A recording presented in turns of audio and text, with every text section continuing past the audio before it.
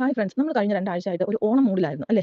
എല്ലാവരും ഓണം ആഘോഷിക്കുന്ന ചെറിയ ചെറിയ മലയാള കൂട്ടായ്മകളൊക്കെ ആയിട്ട് നമ്മൾ പല ഭാഗങ്ങളായിട്ട് ഓണങ്ങൾ ആഘോഷിക്കുക. അതിൻ്റെ സ്റ്റാറ്റസ്, വീഡിയോസ്, ഫോട്ടോസൊക്കെ നമ്മൾ ഫേസ്ബുക്കിലും ഇൻസ്റ്റയിലൊക്കെ കാണുന്നുണ്ടായിരുന്നു.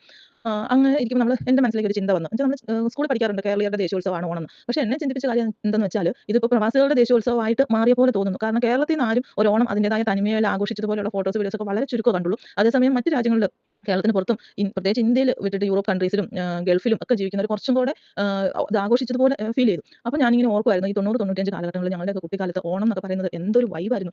നമുക്കതൊന്ന് ചിന്തിച്ചാലോ? രാവിലെ ഓണത്തിൻ്റെ അന്ന് രാവിലെ എണീറ്റു, കുളിച്ചു, പുതിയ ഓണക്കോടി എന്തെങ്കിലും ഒരു ഓണക്കോടി കാണും വീട്ടിൽ. ആ ഓണക്കോടി ഇട്ടു. പിന്നെ ഒരു കവറൊക്കെ എടുത്തിട്ട് പൂ പറിക്കാൻ പോകണം അത്തപ്പൂടെ.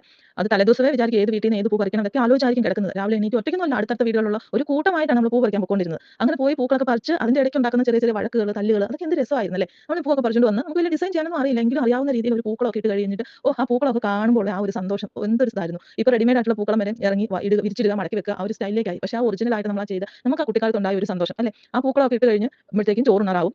അതൊക്കെ വീടിനകത്തുനിന്ന് ഫുഡിന്റെ ആ ഒരു സ്മെല്ല് എത്രയെന്ന് പറഞ്ഞാലും നമ്മുടെ കേരളത്തിൽ ഉണ്ടാക്കുന്ന ആ ഒറിജിനൽ ഫുഡിന്റെ ആ ഒരു സ്മെല്ല് ടേസ്റ്റ് ഒന്നും നമ്മൾ എത്ര പുറത്ത് എന്തൊക്കെ വാങ്ങി ഉണ്ടാക്കിയാലും നമുക്ക് കിട്ടില്ല കേട്ടോ. ആ ഒരു സാമ്പാർ, അവിയൽ, പായസത്തിന്റെ ആ ഒരു നെയ്യുടെ മണം, അതൊക്കെ എന്തൊരു ഇതായിരുന്നു അല്ലേ ഓർക്കുമ്പോൾ തന്നെ. അത് കഴിഞ്ഞിട്ട് അടുത്ത പ്രയത്നം എന്ന് പറയുന്നത് ഇല വെട്ടുക എന്നുള്ളതാണ്. വാഴയില വെട്ടി നിലത്തിരുന്ന് ഇലക്കകത്താണല്ലോ ചോറുണ്ണുന്നത്. എനിക്ക് ചെറിയ ഇല വേണം, വലിയ ഇല വേണം. ആ ഇലയ്ക്ക് വേണ്ടിയുള്ള തല്ല്, പിടുത്തം, അങ്ങനെ ആ ഇലയൊക്കെ വെട്ടിക്കൊണ്ടുവന്നിട്ട് നിലത്തിരുന്ന് ആഘോഷമായിട്ടുള്ള ഒരു ഊണാണ്. ആ ഊണൊക്കെ കഴിഞ്ഞ് പതുക്കെ എണീറ്റ് പിന്നെ അടുത്ത് കളിക്കാൻ പോവാണ്.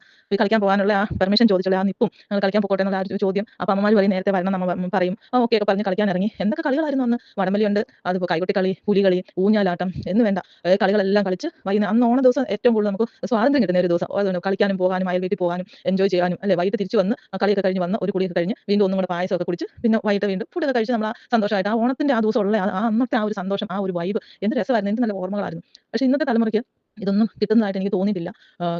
സത്യത്തിൽ കിട്ടുന്നുണ്ടോ എന്ന് എനിക്കറിയില്ല. പിന്നെ ഞങ്ങൾ ഇവിടെയൊക്കെ ചെറിയ കമ്മ്യൂണിറ്റി ഉണ്ട്. അതിൽ നമ്മൾ ചേർന്നിട്ട് ഈ പറഞ്ഞ പോലെ പൂക്കളം ഇടുകയും ഫുഡ് ഉണ്ടാക്കുന്നു, കഴിക്കുന്നു. അത്യാവശ്യം അങ്ങനെ കുറച്ച് മത്സരങ്ങളൊക്കെ ചെയ്യുന്നതുകൊണ്ട് കുറച്ചും കൂടെ കുട്ടികൾക്ക് അത് മനസ്സിലാകുന്നുണ്ടെന്ന് തോന്നുന്നു. പക്ഷേ ശരിക്കും പറഞ്ഞാൽ കേരളത്തിലെ അവസ്ഥ നേരെ വളരെ പരിതാപകരം പോലെ തോന്നുന്നുണ്ട്. എല്ലാവരും ഐസൊലേറ്റഡ് ഫാമിലിയായി.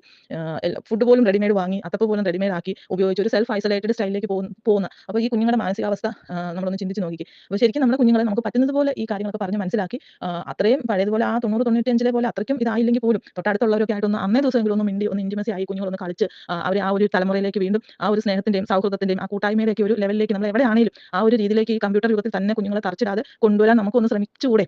അപ്പം ഈ കാര്യങ്ങളൊക്കെ നമ്മുടെ കുഞ്ഞുങ്ങളോട് പറഞ്ഞു കൊടുക്കുകയും അങ്ങനെ അവരെ വീണ്ടും ആ ഒരു ഇതിലേക്ക് കൊണ്ടുവരാൻ നമുക്ക് പറ്റുമെന്ന് നോക്കാമല്ലേ. എങ്കിലും നമ്മുടെ ആ ഒരു പഴയ ഓണം നമ്മൾ ലേക്ക് നമ്മൾ ആ ഒരു വൈബ് നമുക്ക് കിട്ടി എന്ന് തോന്നുന്നു അല്ലേ. അങ്ങനെ നിങ്ങൾക്ക് ഇഷ്ടപ്പെട്ടെങ്കിൽ ഈ വീഡിയോ ലൈക്ക് ചെയ്യണേ, ഷെയർ ചെയ്യണേ.